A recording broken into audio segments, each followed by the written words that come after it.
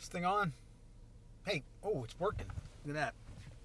So I'm just sitting here in a parking lot, random parking lot, in a Jeep Grand Cherokee, and this thing's got Wi-Fi with is it 3G LTE. Not sure how well this is going to stream, how great it's going to look, but I figured I'd try it, see what's going on here. Well, it's telling me I got a bad connection. Not a good advertisement, huh? It's working, but I got a bad connection. What are you going to do? Maybe I should go sit underneath the tower or something. You'd think that with 3G LTE it would be pretty good, but no. My Wi-Fi connection is good connected to the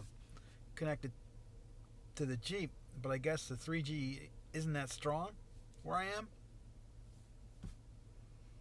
What are you gonna do? Anyway, I thought I'd do like an AMA, right, and ask me anything while I'm sitting here. But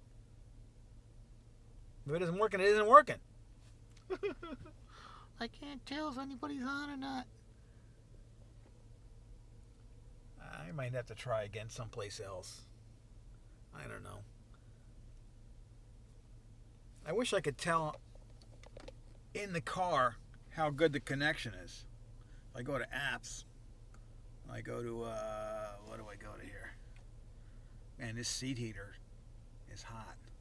It's pretty hot. Yeah, Wi-Fi hotspot. It just tells me here's what it shows me there. There's the screen, right? But doesn't tell me how good the connection is. And all I see is a red bar and it says bad connection. I see nobody's yapping, nobody's talking at all. So I think maybe it's not working. Not a good advertisement. I might have to try later. I could like go sit underneath the tower or something. I look kind of pale here too, don't I? Oh, hey, 2 people are watching. That's cool. 1 thumbs up. So if you can like type at me, that's cool. Looks like the connection might be a little bit better than it was. Now it says poor connection. Now it says bad connection again. Some Grand Cherokee. It's a Trailhawk, and it's got a beautiful black interior, leather with I think it's Alcantara, whatever you call that stuff. The inserts, the perforated inserts. Seat heaters are cranking. I'm going to turn that down a little bit because I'm roasting myself, man. Here, I'll give you a shot of that. Oh, and there's heated wheel in there, right? Heated steering wheel, which is really nice in the wintertime. I like it in the wintertime. I always thought heated seats were kind of goofy. I'm sorry, heated wheels were kind of goofy until I started getting cars with them, and then it's like, man, I really like this. It's nice to have nice, warm on your hands. I'll give you a look around there. There's a cool Trailhawk logo. Nice, soft inserts. This wheel's pretty cool looking too. Trailhawk logo, nice stitching. Squishy, good stuff. It's like a $50,000 truck.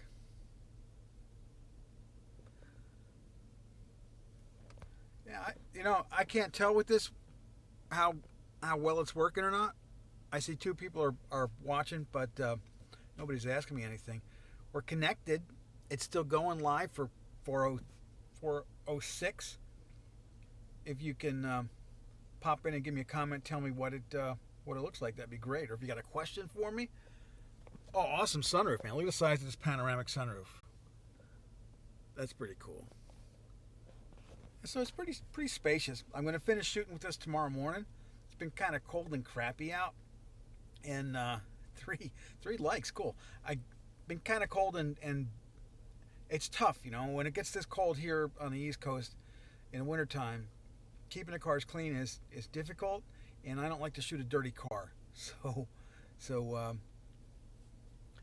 I just ran this through the car wash, and it ended up costing me like 11 plus 2, like $13.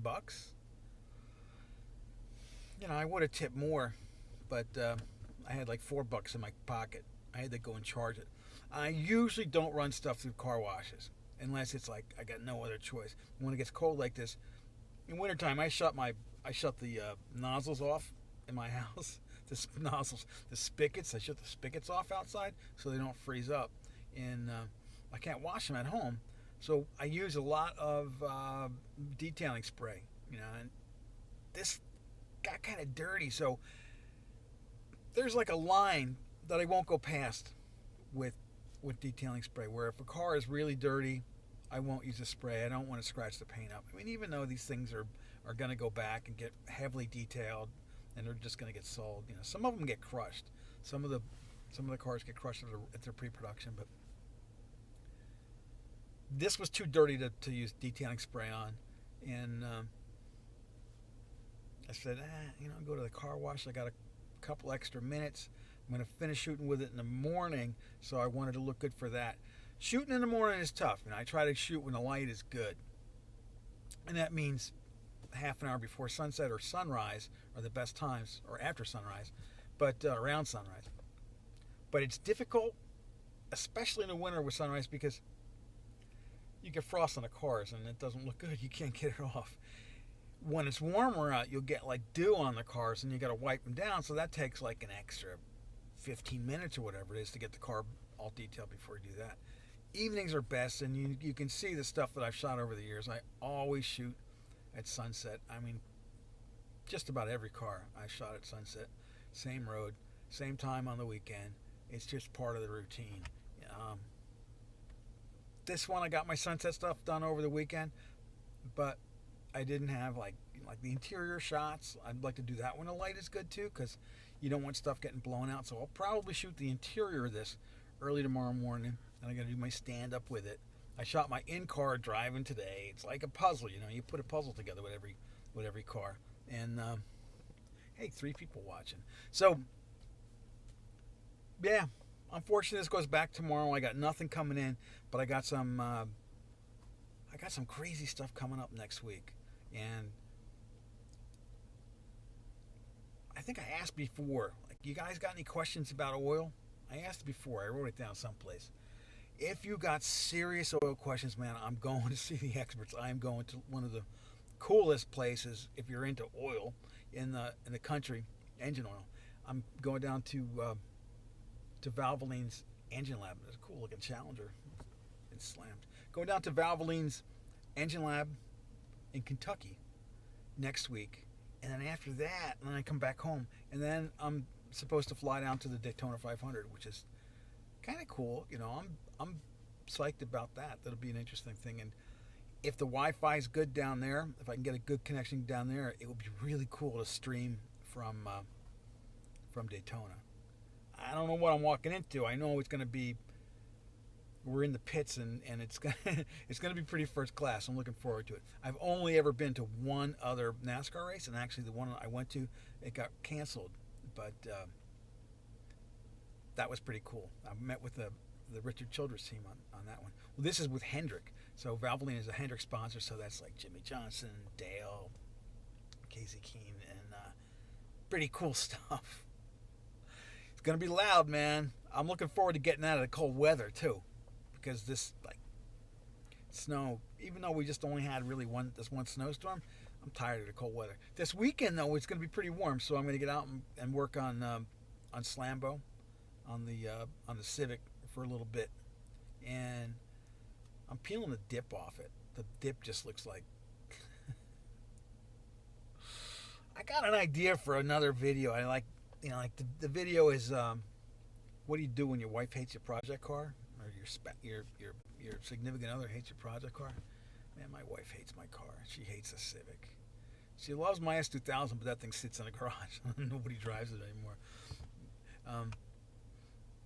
The Civic, though, man, she hates it. She won't drive it. She doesn't want to be seen in it. So I want to do a video. I don't know if I'm gonna have time to do this weekend. Like, what do you do if your wife, your girlfriend, your significant other hates your project car? What do you do? I mean, you gonna fix it or sell it, or fix her and sell it? It's just kind of tough. You know what I'm saying? Kind of tough. It's like one of those life decisions.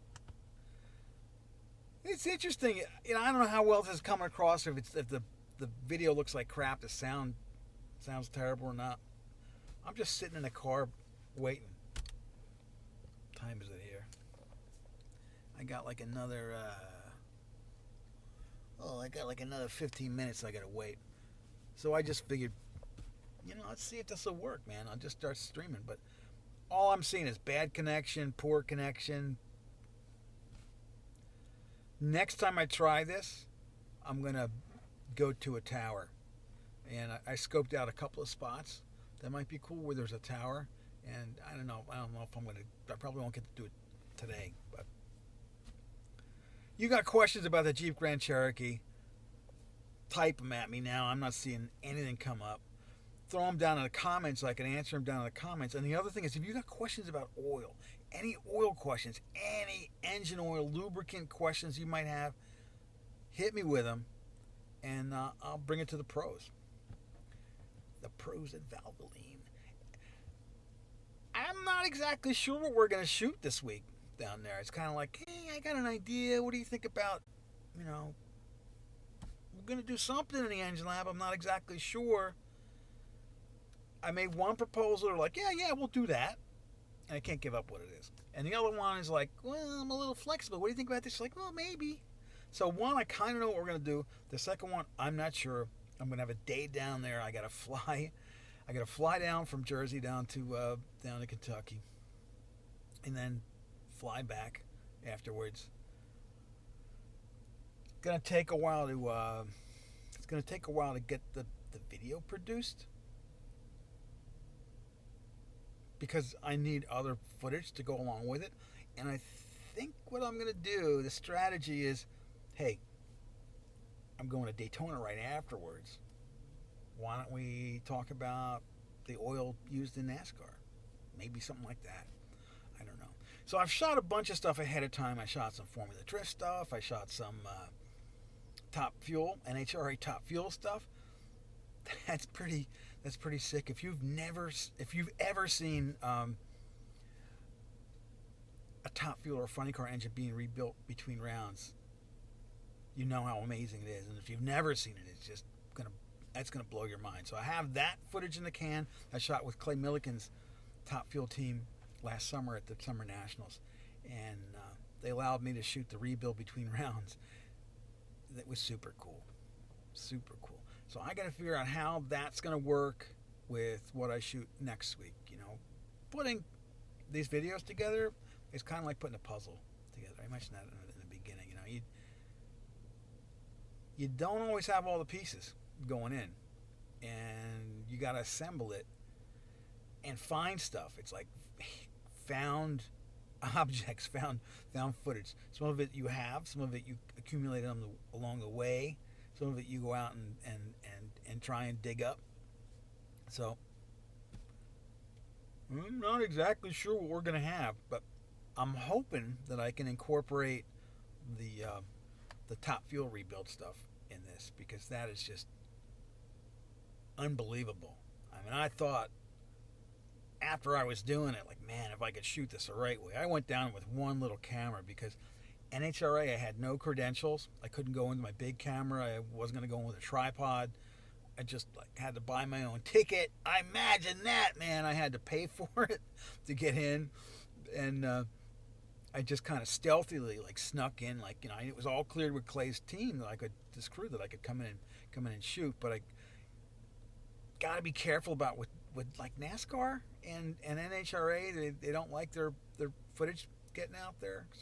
So specifically with this one with NHRA, Formula Drift is that way too. If you shoot a Formula Drift, you're not really supposed to put stuff out that shows actual competition.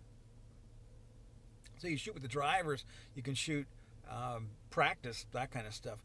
But when they're going tandems, running tandems in competition, they don't like you to put that stuff out there, and they'll file a claim against it. I had this one video that I did way back when. I don't know if you remember this one. I did the first one was like an intro about Formula Drift. That was way back in 2010, and that one I got onto CNN. Then I did this one about V8s and Formula Drift, and man, the people that own the rights pulled it. They're like, no, we're taking this, and we're gonna take all the advertising from it, and you don't own it anymore, or whatever the legal crap was. And I had to like go back and say, no way, man. Formula Drift allowed me in. I went in with the credentials. I did this all the right way. You can't just steal it. It was the company was Base 10, so they were the ones that had the rights, and still up. Those videos are still up. Two of the videos that, like, along the way was like a progression of what I've been able to do. I love shooting that stuff, man. I love shooting with drivers. I love being at the track. So, like, next weekend, it's going to be pretty cool because Daytona 500, man, I've never done that. I've never actually seen a live NASCAR race. I've been to Pocono, but that one got rained out. Hey, fourth person, what's happening? Thanks for popping in. You got questions about oil? Hit me with them, and I'll bring them to the pros because I'm going down to Valvoline's Engine Lab next week, and I want to. Hey, person number 5. Looks like we got a good stream going on too. That's cool. I don't see the poor connection thing going on anymore. So yeah, next week I'm going to Valvoline's Engine Lab. You got questions for the top oil folks? Hit me with them. Like, should I use this? Should I use that? What makes this different from something else? Synthetic makes sense for my car that's got 120,000 miles on it. That kind of stuff. I want to ask them about oil analysis too. I want to get an oil analysis done on Slambo. I mean, Slambo's got like 140,000 miles on the engine. I don't know if the engine's ever been rebuilt. I don't think it has, but it'll be interesting to do an oil analysis. So I got the Blackstone oil containers, and I'm probably going to send something down to Blackstone and do that.